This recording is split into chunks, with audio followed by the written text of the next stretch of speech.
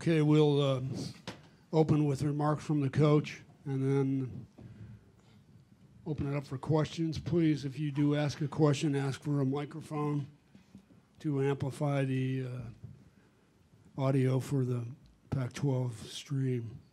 Coach, quick start, and then you were able to finish. Yeah, we really, boy, I couldn't be more proud of our guys. I mean, our defense, the last two games has just kind of ratcheted up to another level, and knew we'd be we were challenged in a different way tonight than we were yesterday with Cal. I mean, Oregon State's got three really, really good players. I mean, I can't say enough about Trace Tinkle and the Thompson brothers, because they're good players. We knew in the second half they were going to make some sort of a run at us, and they did. And we bowed our backs. You know, we never let it get below 6. And I used a lot of. I don't like to use my timeouts for those of you that know me, but felt like I had to kind of stem the tide. But our guys, you know, kept it that 6-8 point range and kind of bowed our backs, and then we broke it out at the end. So we got on our heels a little bit often. They turned the pressure up. You know, they started getting into us and heating us up a little bit, and got us on our heels, and then we finally started attacking it, which is what you have to do. And so great team victory. I can't say enough about this guy to my left. I mean, he didn't play yesterday and comes in today and gives us big-time minutes. You know, Tyler was in foul trouble. Evan was in foul trouble.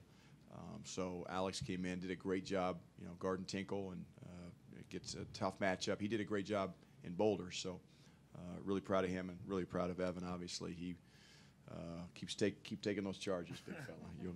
You'll start getting them. But, Tad, talking about the guy next to you there, they've cut it to 6, about 6 minutes left, 5:50 something, and he takes it to the rim and goes scores his 10th point. Starts an 8-1 run.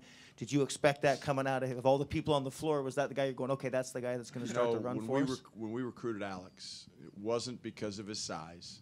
It wasn't because of his strength. It wasn't because of his skill, although I thought he's a good shooter when I first saw him. But we recruited him for one reason, and that is toughness. And so the play you're talking about shows great toughness. It shows great mental toughness and physical. It was a physically tough play because he was, you know, there was contact, and he finished through the contact. And so I couldn't be, again, he's for a guy that didn't play yesterday, that's just who he is. And he's always ready, and when this team needs him, and his teammates love him. And he's epitome of toughness. Alex, is all that true? Yeah, if Coach Boyle says it, then it's definitely true. Go ahead. Evan, can you talk about the sequence the coach just talked about? You had the big lead. They cut it to 6. What were you guys talking about amongst yourselves, obviously, to kind of hold it off? We just talked about being patient on offense and really keep guarding the same way we did in the first half. So that's about it. Right here. Yeah. Evan, talk about that start there. It seemed like you guys were contesting kind of their first 8-9 shots. They able to get you guys into the lead, but it felt like defensively you didn't really give them many looks early and maybe kind of got them off kilter a little bit. Yeah, so we wanted to guard them the whole night, especially their main 3 players, and just really contest every shot. They're going to make some. You know, they're good players, and just contest every shot and be there for every shot and box out.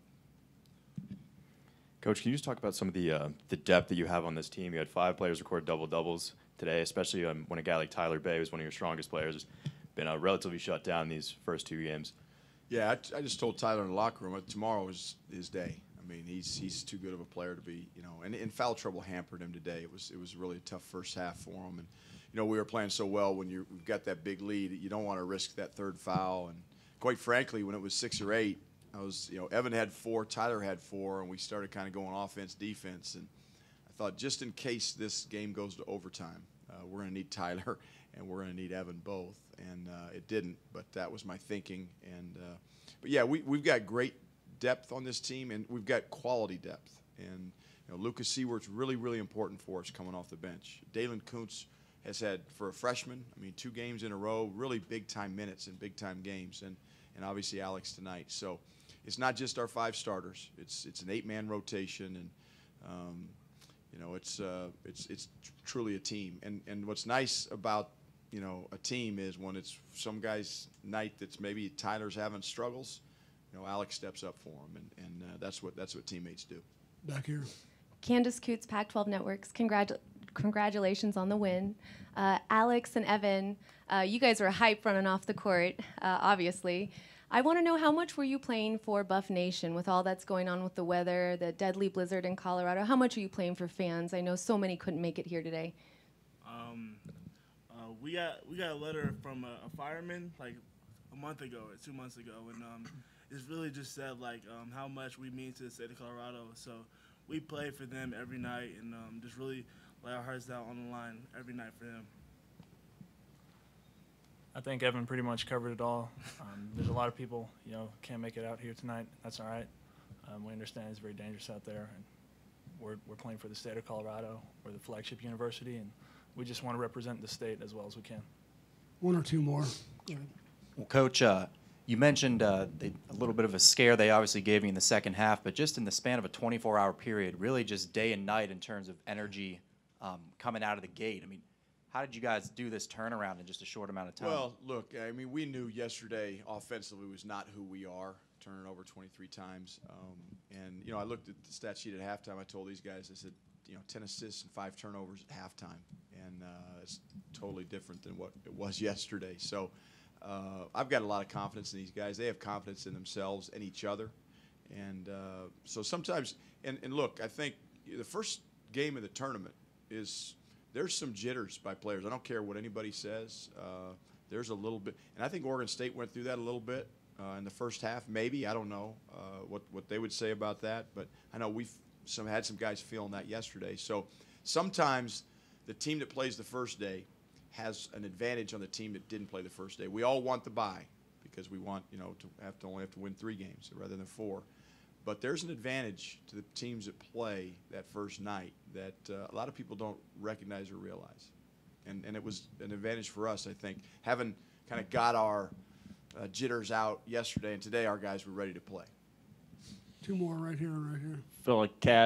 Felt like you guys threw the first punch there, and like I said, defensively, it seemed like they weren't really getting any good looks early on to kind of get you guys that start. Our defense, I'm telling you, it's gone to a whole new level. And it's interesting because they normally start Reichel as kind of a 4th guard, and we had our matchups already. And then, and they did what they did in Boulder, and they started the Hollins kid. And so it kind of changed our matchups. And Shane was going to start on Reichel, and now he starts on Ethan Thompson. And, we challenged him, and Shane answered that challenge. He's gotten so much better defensively. We know how good McKinley is. We know how good Tyler is and these guys. But and Deshaun Schwartz has become a very, very good defender as well. And that's what we're going to need tomorrow as we head against Washington. But tonight our defense, just in the first half, went to another level. Second half, they started driving us, and we knew that's what they were going to do. And they put a lot of pressure on you. They put foul pressure on you.